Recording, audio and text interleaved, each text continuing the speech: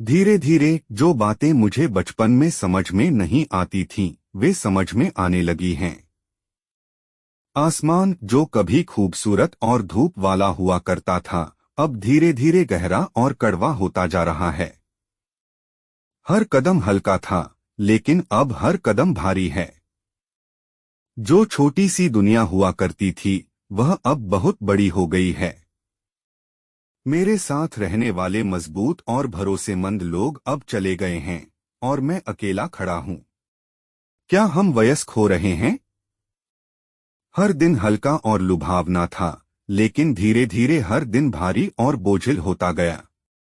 मुझे सिर्फ मौजमस्ती करने के पुराने दिन याद आते हैं। मैं उन सपनों से खुश था जो पूरे नहीं हो सकते थे, और अब मैं उन्हें याद करता हूं, भले ही वे महत्वहीन हों।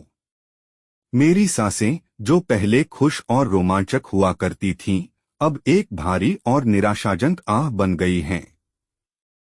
गर्म और सुखद सूरज की रोशनी बहुत पहले ही चली गई है और ठंडा और अकेला चांद बचा हुआ है।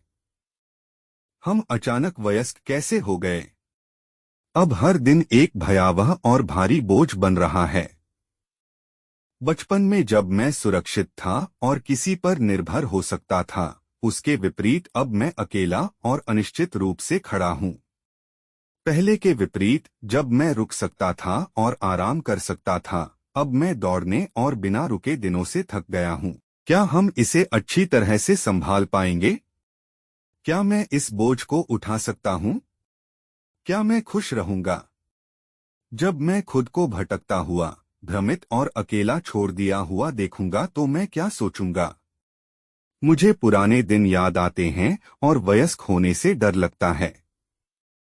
अब एक बोझ जो उठाने के लिए बहुत बड़ा और भारी हो गया है, वह मुझे दबा रहा है। मुझे नहीं लगता कि मैं आगे जा सकता हूं। हम वयस्क कैसे बने? हम वयस्क क्यों बन रहे हैं? हम एक और दिन वयस्क होंगे।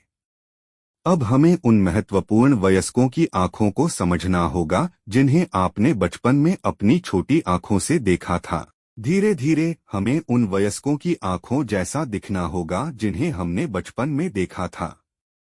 हमें इस जगह पर टिके रहना होगा और जीत हासिल करनी होगी जहां हम हर दिन जमकर प्रतिस्पर्धा और लड़ाई करते हैं। हमें हर दिन और रात से गुजरना होगा। हमें कई आंसू भरे दिन सहने होंगे। हम धीरे धीरे वयस्कों को समझेंगे, यहाँ तक कि ठंडा और अकेला चाँद भी रात के आसमान पर एक खूबसूरत रोशनी बिखेरेगा। हम सोने के बाद और अधिक वयस्क हो जाएंगे। सोने के बाद सब कुछ ठीक हो जाएगा।